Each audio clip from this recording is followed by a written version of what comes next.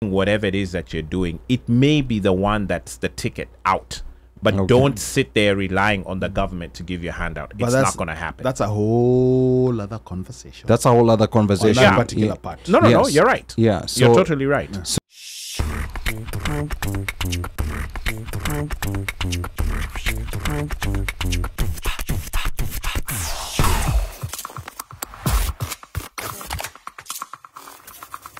That as your coalition tries to seek residency for descendants of enslaved Africans, millions of Africans are trying to make their way out of Africa to seek better opportunities in the West. How do you process this? Or maybe what is it that you feel or think needs to be done? Kaiser. So Canada and America have very good marketing, exceptionally good marketing. When I was in Kenya, I saw these ads for schools that I knew were fake. I could tell. And I felt bad for them. They sell this image that you're not really coming to school. You're coming so you can register for school and then you register for your PR. Really, that's what's happening. They're just using the school as, as a front. And what I tried to tell Kenyans that I've met, I said, first thing I do, I will post videos of Canada and of the United States that they would normally never see. Some places, even some places downtown Toronto, I'll send, and they say, is that really Canada? I'm like, yes. Oh, I thought it was a third world country. I'm like, well, no place is perfect. Don't be fooled by what they're showing you. Last week, we had a bunch of Kenyans and Ugandans sleeping on the street for 3 weeks downtown Toronto, getting wet in the rain. You understand? Okay. These are people who came illegally seeking asylum, and they left them out in the rain for weeks. So people need to understand the reality on the ground. It's not all gold over here. And if you're in Kenya, and so I'll give you an example. One of the security guards that I met when I was in Kenya, I have connected her with people to use as their director for their company. So she's on the board of all these companies, and they have to pay her a salary. You know what she said to me? She goes, before I met you, I was dying to leave Kenya. She goes, I have no reason to leave Kenya.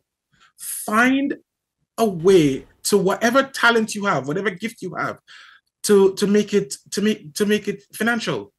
There are so many people wanting to come back to Kenya. Be a ground agent for diaspora. If I need to go pay my taxes, which you guys offer to help, by the way, somebody can go to the tax office for you and charge a fee. Yes, yeah. And charge a fee.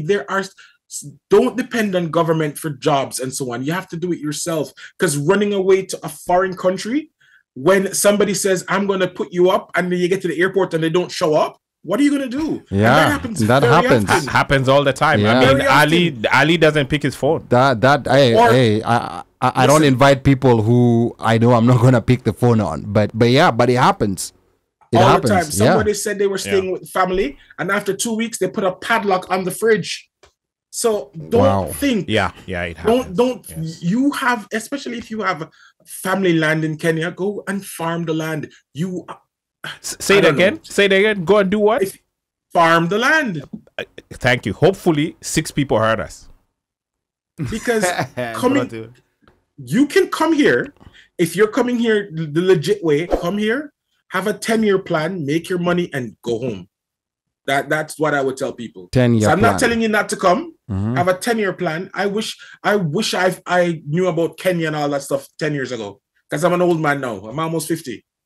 So I'm just saying to Kenyans, if you get a chance to come to the West, do not be fooled. Come, make your money, and go home. There's no place like home. I don't go back to Jamaica, to be quite honest. I can't afford Jamaica. You have to be a millionaire now to live in Jamaica.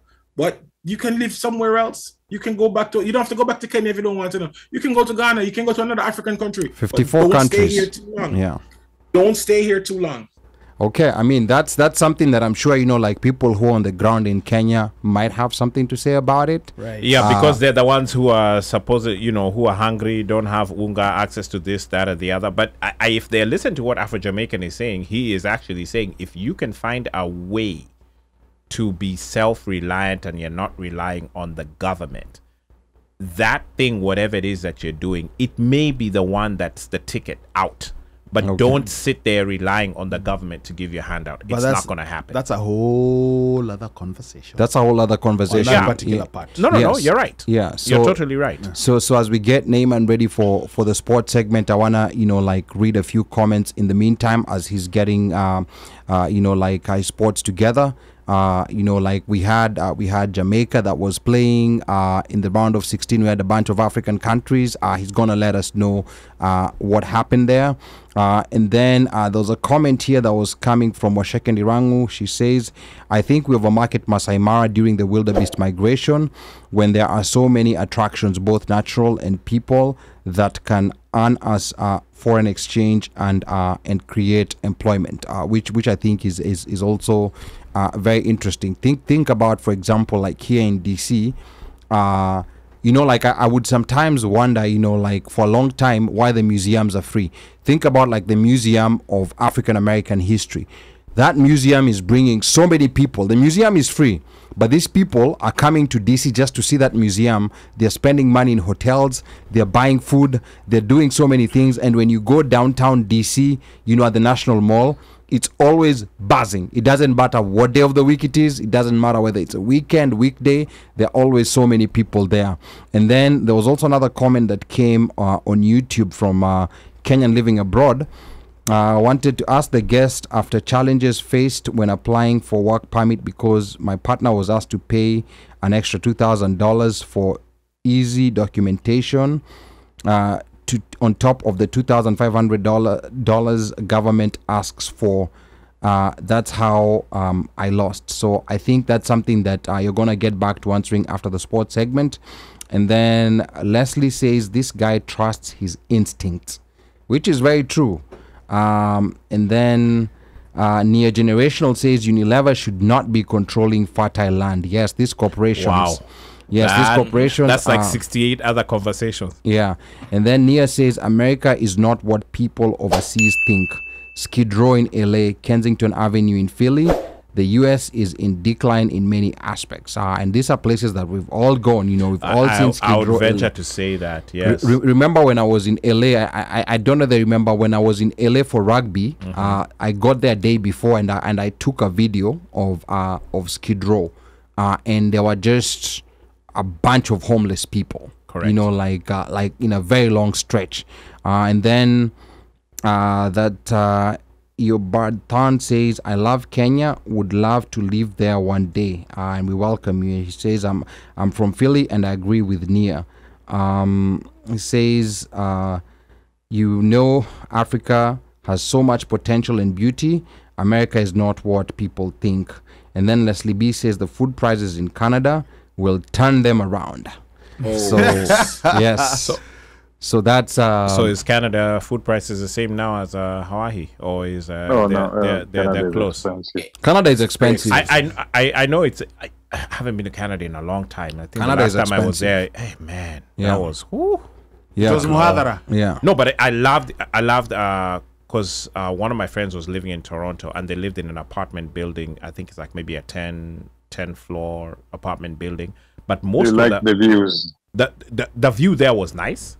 And most of the people there were, I think, West African, Jamaican.